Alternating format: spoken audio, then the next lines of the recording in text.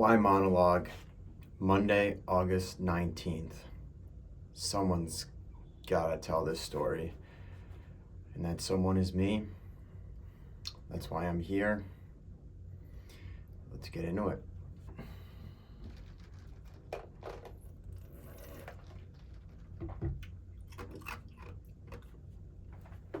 Forgive my lack of energy. I have gotten so little sleep over the course of the last week that if you had told me that would be the case 2 months ago, I wouldn't believe you. 2 years ago, I wouldn't believe you. That's just the nature of this game. I really joined this team about 2 weeks ago.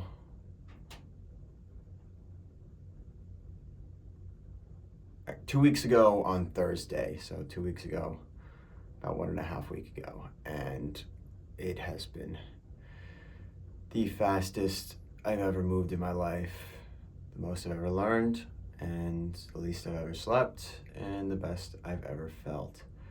It's interesting, but low energy right now, first thing in the morning. That's just the nature of how things are. It'd be difficult to capture everything that happened last week because of how busy of a week it was. We had around 20 calls with VCs, between 20 and 30, and we didn't prepare really for any of them. We're just engineers who were building something remarkable. Technology that unlocks a phase shift, how we see it. Technology that many, many, many businesses will build their business on top of. And the best validation we got for that was on Friday we spoke to A16Z Infra. Basically the only way to get a conversation with them is to be referred, and to be referred, someone on the inside has to really appreciate what you're doing. And what they said was, we've been looking for someone to solve this problem for over a year now.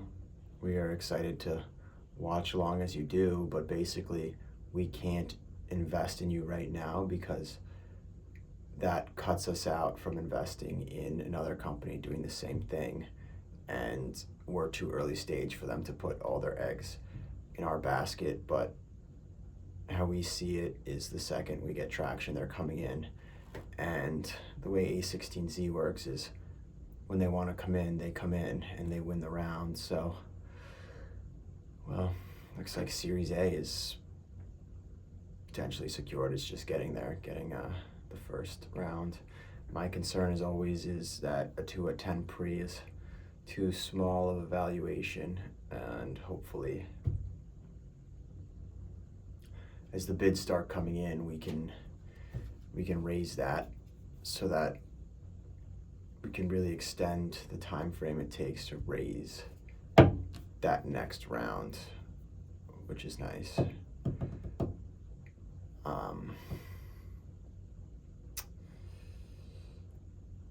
The details of the other calls, they just blend into each other at this point. The excitement is gone. Not the excitement to work on the idea to build, that's still there, but the excitement of these calls, now these calls are like homework. No one wants to do homework. Just want to do the things you find interesting, and well, that's where we're at now. That's where I'm at now. I want to get back to building. I have a much clearer idea of what my role in this unit is, and I'm in love with the consumer social storytelling platform. Remix the internet, scrapbook the internet, essentially. But there's so much going on that it'll be tough to focus on that just yet.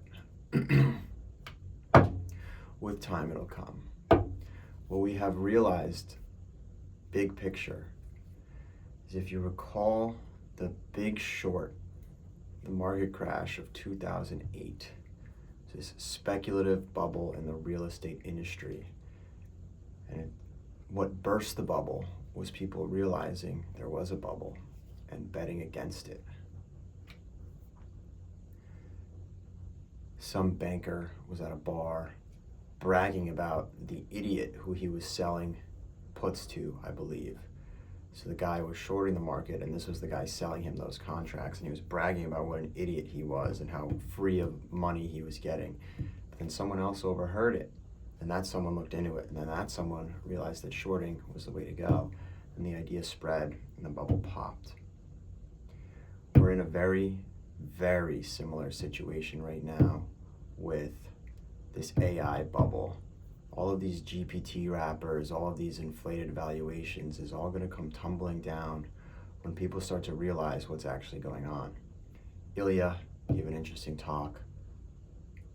He left OpenAI. He understands that the LLM architecture is plateauing. This is not the great breakthrough that we thought it was. Similarly, Terence Tao, the greatest mathematician on the planet, who has no reason to come out and be in the public eye, basically came out and said that nothing that these models say can be verified mathematically. So you look at industries like law, like health, even finance. You can't pay for a model that cannot prove that it is correct. Interestingly, the technology we're building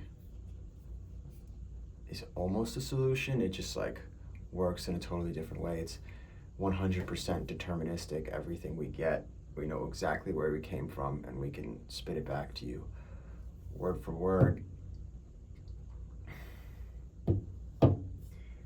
It's funny, we do kind of have to ride the wave, this last little hurrah, get this valuation in, and duck our tails and run. Give you an example. We're speaking to Lightspeed today. They invested in XAI's Series A, $17 million round. Yev built what they have in under a day, pieces of it. Their internet search is a cached version of the internet. I looked up fantasy football on there, and it gave me news. McCole Hardman, questionable for Super Bowl 57, I think it was, February of 2023. What? They just raised $17 million. And you could say, the technology's not the search. Oh, they'll just plug in the relevant internet as soon as they get it. But who's going to give them that? Us. It's pretty interesting. Pretty cool. Maybe we're not necessarily a short, but means of supporting them, of saving this market. I don't know. More calls ahead. I gotta get back to building. Lots to do. See you all tomorrow, hopefully.